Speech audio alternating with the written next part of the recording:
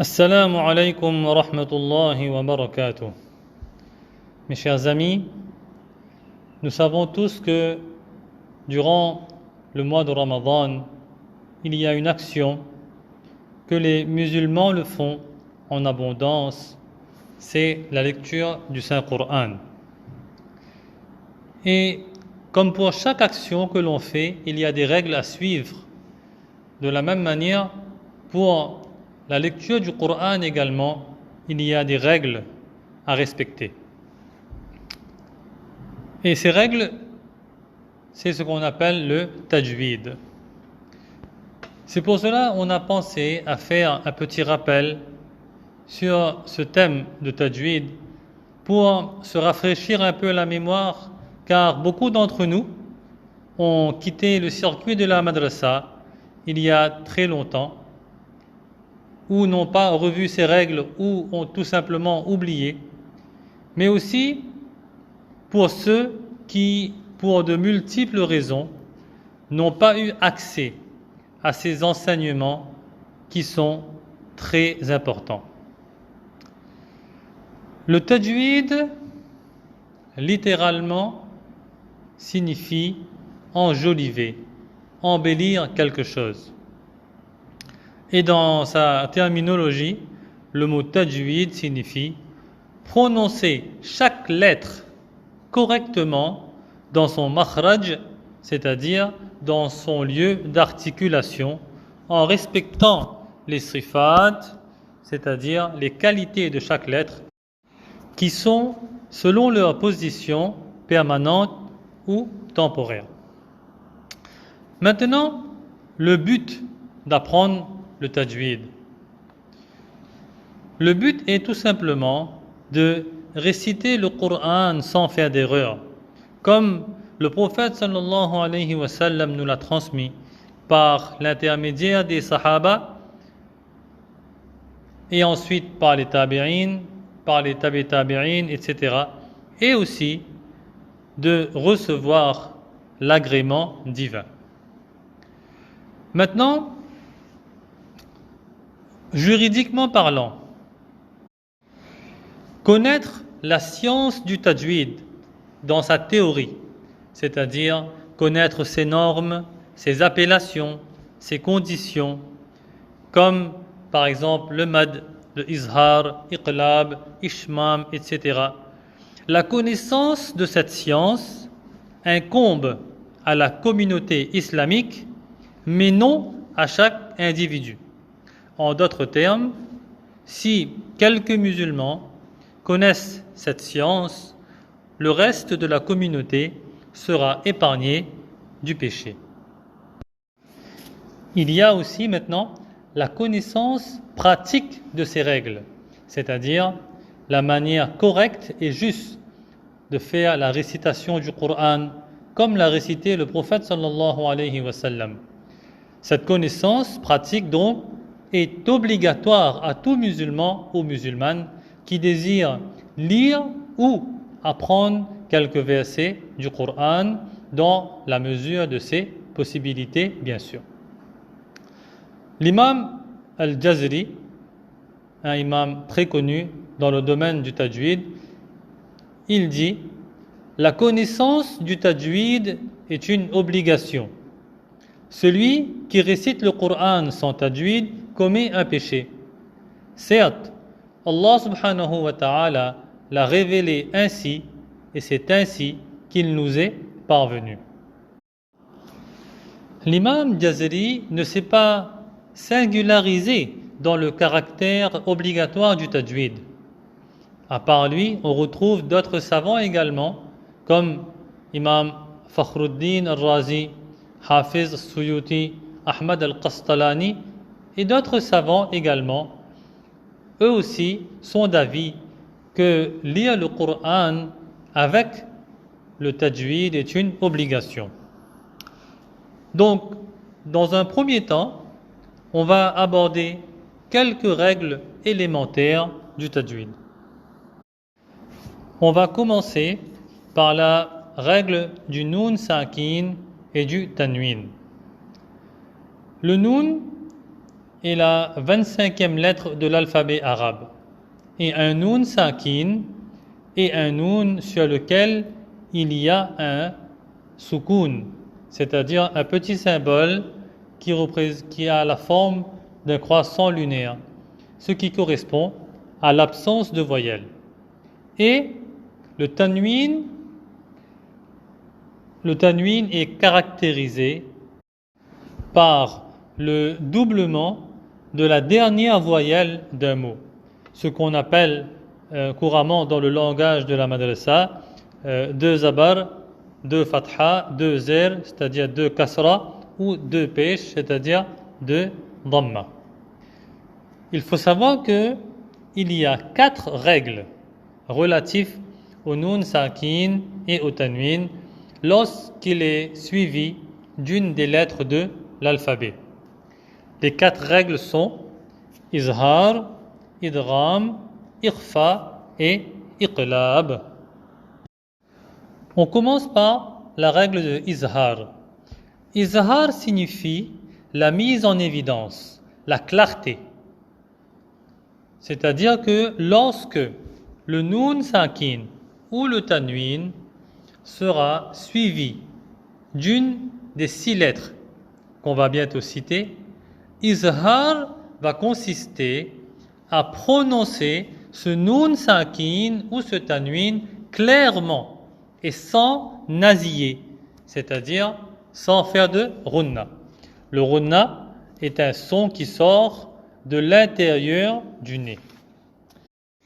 Ces 6 lettres que l'on appelle les huruf halqi, les lettres gutturales, c'est-à-dire les lettres qui sont prononcées dans la gorge.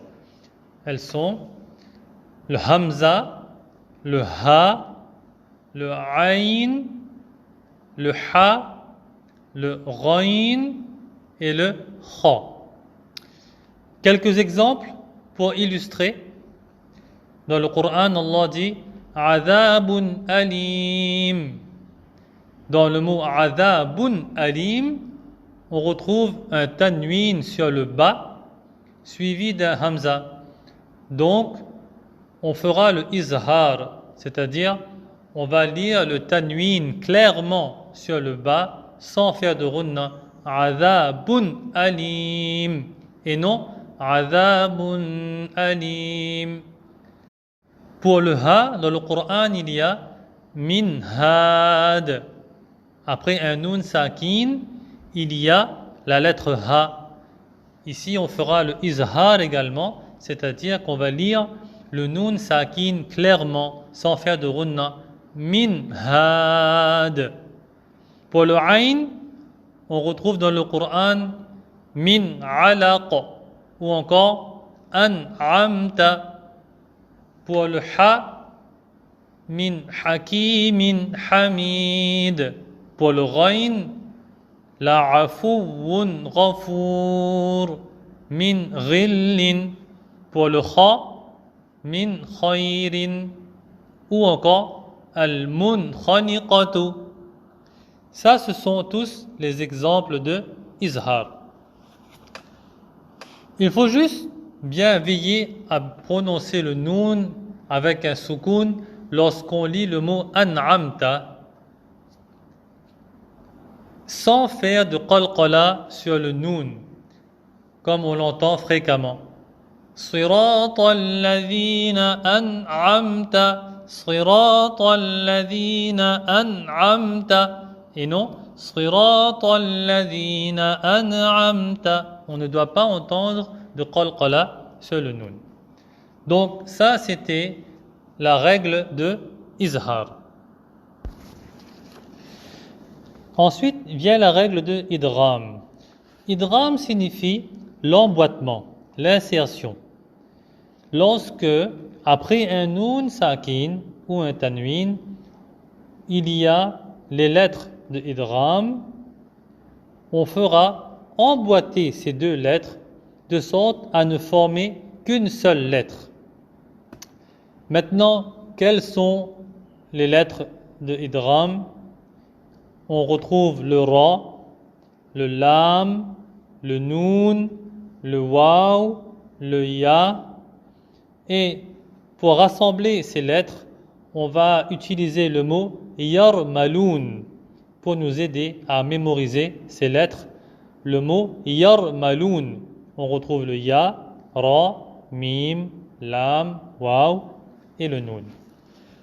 Maintenant, l'idgham se divise en deux parties.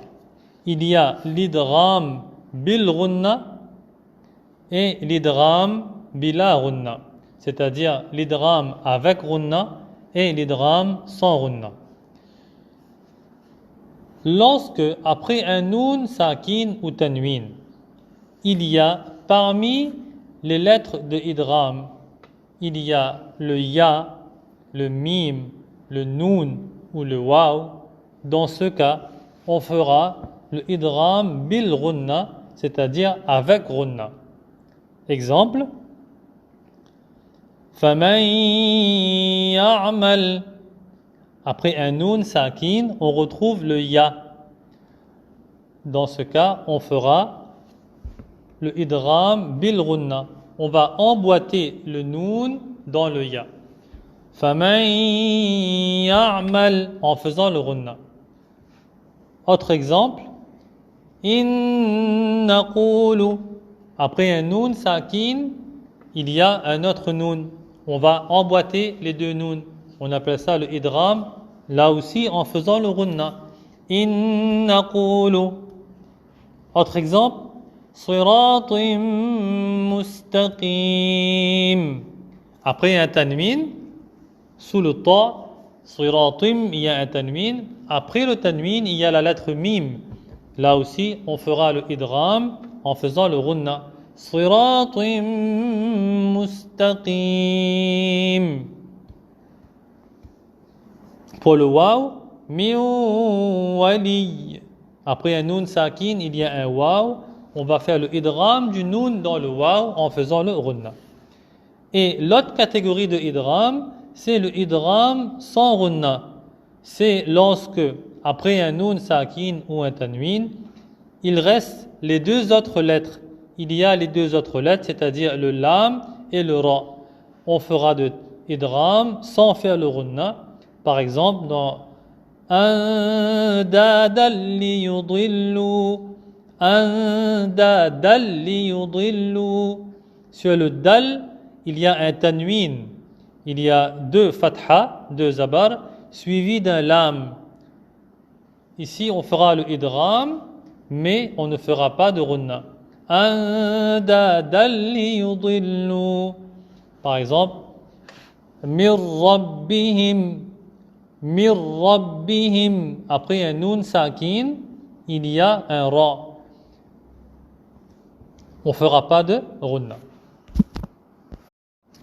Alors, petite note, pour appliquer cette règle de idgham, il faut que le noun sakin ou le tanwin soit en fin de mot et que la lettre d'idgham qui suit soit en début de mot suivant. Mais si les deux lettres se trouvent sur un même mot, c'est-à-dire que le noun sakin ou le tanwin avec la lettre d'idgham se trouve dans le même mot, on appliquera alors la règle de izhar, comme les exceptions dans le Coran, sinwanun, qinwanun, dunya. Sinwanun, dans le mot sinwanun, il y a un nun sakin suivi d'un waw. On aurait dû faire idgham, mais comme ces deux lettres se sont retrouvées dans un seul mot, on ne fera pas idgham, mais on fera izhar, c'est-à-dire on lira sans ghunna, sinwanun, qinwanun, dunya. Il est bon à savoir aussi que la durée d'un ghunna est de 2 alifs, c'est-à-dire lorsqu'on a les points fermés, le temps qu'on prend pour déployer 2 doigts. Il faut donc veiller à ne pas allonger la ghunna ni la diminuer de sa durée véritable. Par exemple, Inna a'taynaka al-kawthar, ou encore Inna shani'aka huwa al-abtar. Tabbat yada abi lahabin wa tabb. Vient ensuite la règle de iqlab. Iqlab dans la langue arabe signifie le changement. Et en tajwid, iqlab consiste à changer le noun sakin ou le tanwin par un mime lorsqu'il est suivi de la lettre ba en effectuant une runna. Par exemple, Inna Allah alimun bidhati sudur la yumbadanna. Dans Inna Allah alimum bidhati sudur, sur le mime de alimum, il y a un tanwin. Après le tanwin, il y a la lettre ba de bidhati sudur.